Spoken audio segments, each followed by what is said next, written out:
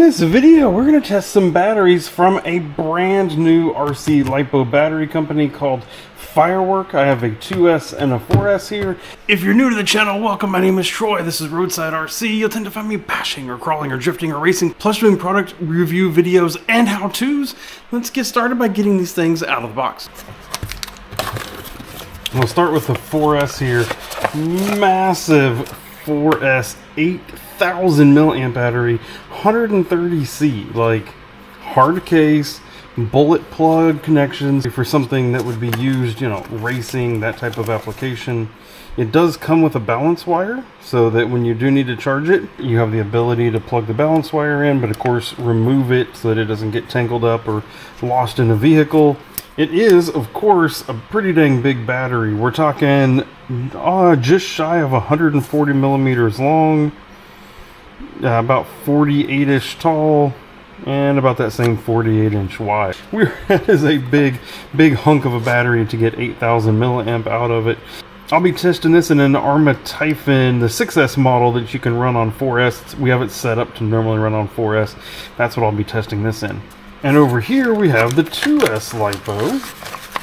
Shorty 2S hard pack, something that typically you'd be using in racing, or for me, something that I'd be using in drifting. 4,500 milliamp.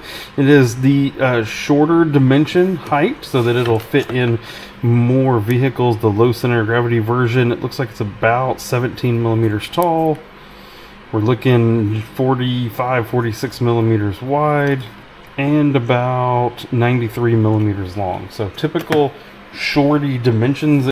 It claims a high voltage mark on the side there. Typically, even my other batteries that are high voltage, I don't actually charge them to that, and I would not plan on doing that with this one as well.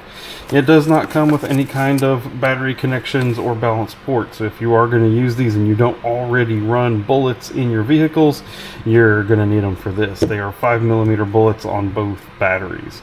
So let me get them on the charge, and then we will give them a shot. I've had to do some research because I've never heard of this brand before. It appears that it's a company that does a bunch of battery related things. Backup battery chargers for the house, things along those lines. And they're trying to break into the RC industry, the RC kind of niche, by getting into this. I've seen them under different names so far. So here you can clearly see FYRRE, Fyrework.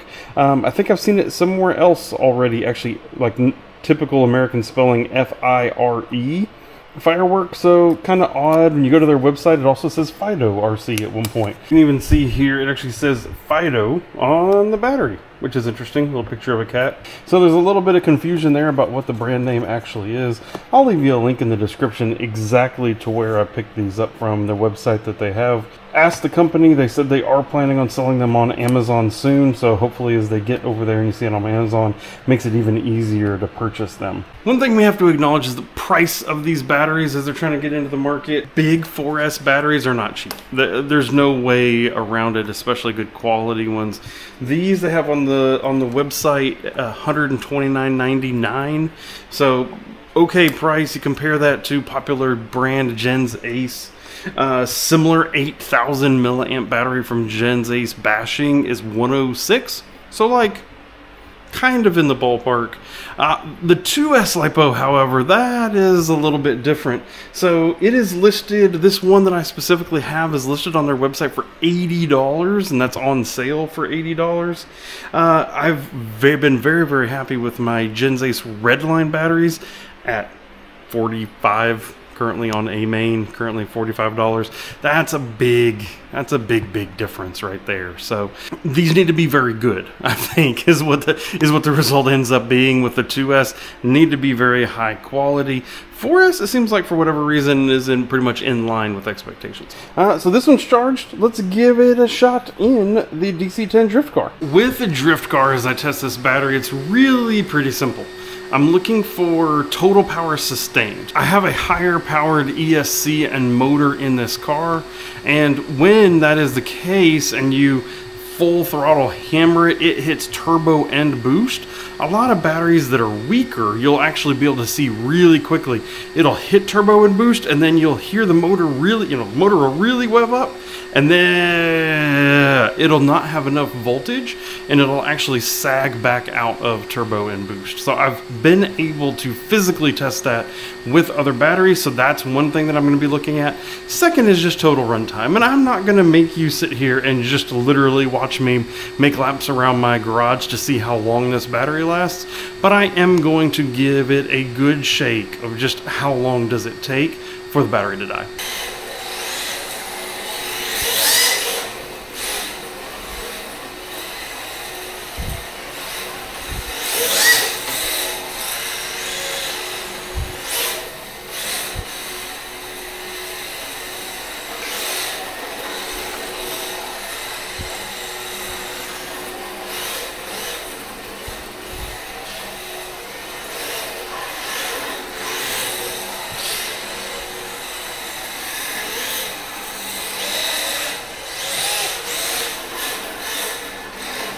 All right, simple test. Let's see how that turbo and boost does.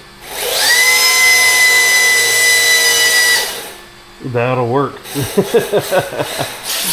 Most batteries, a lot of batteries that are lower performance will not handle that much. They will have sagged already.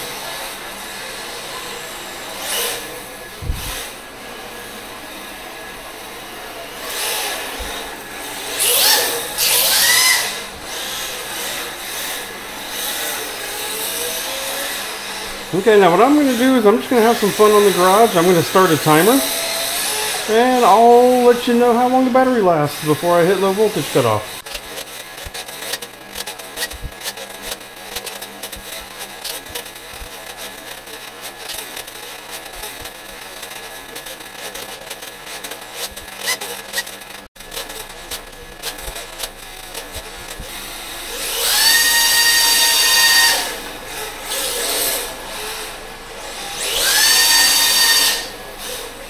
Alright, it's been coming up right on 30 minutes, and this battery is showing no signs of slowing down whatsoever. And I'm going to test that 4S battery. So we're going to park it here right at 30 minutes. 30 seconds left to 30 minutes. We're going to park it, and we're going to see how much voltage is left in that battery, and kind of extrapolate from there how much longer we think that it would actually run.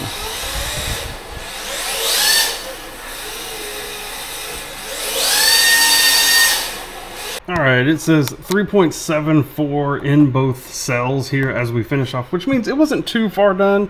We've got 30 minutes in it. It's probably got, what, about another 10 or so before it gets down, you think about the math there, before it gets down to probably a low voltage cutoff. So, that's actually pretty good. I'm happy with that. The other thing I really liked about that was how both cells were exact 3.74. So after a first round of usage, both cells dropping evenly, it's a good sign. Let's get that 4S off the charger and go out there and give it a run. Buggy's fired up, ready to go. We're gonna be looking for kind of the same thing. So how is the total power feel under full throttle, and roughly how long does the battery last? I expect it's going to be shorter than that 2S, even though it's so much bigger.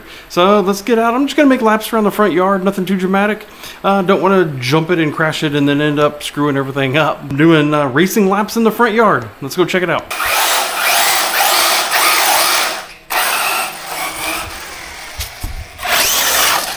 Woo. Woo-hoo-hoo.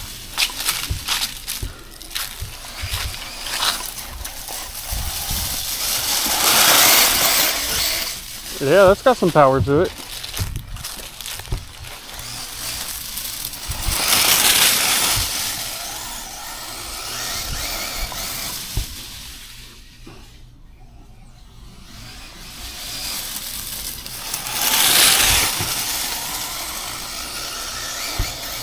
Full throttle blasts back and forth through the front yard. This battery probably won't last too long, and the car will overheat.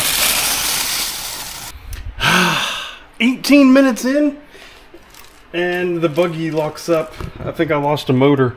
Motor's cooking, motor's very, very hot, and it just locked up and won't turn. So I either lost something in the center diff or I lost something in the motor, and the battery outlasted either one of those. So yeah, very dirty now with all the leaves out there and everything, but 20 minutes and the battery's going strong. Let's plug it into the balance and see what the charge is on it. Check it out. All 4 cells, 3.78 on the dot. That's exciting. That is good stuff. Glad to see that. Still had a little bit of time left in it, obviously, at 3.78. Maybe I would have got another 5 minutes. So we got in the low 20s before we would have had to stop and charge it. It's pretty good in my book. So with my simple testing here with the drift car and the buggy, these batteries are doing pretty good. The only issue I've had with the battery so far is the sticker doesn't want to stay stuck.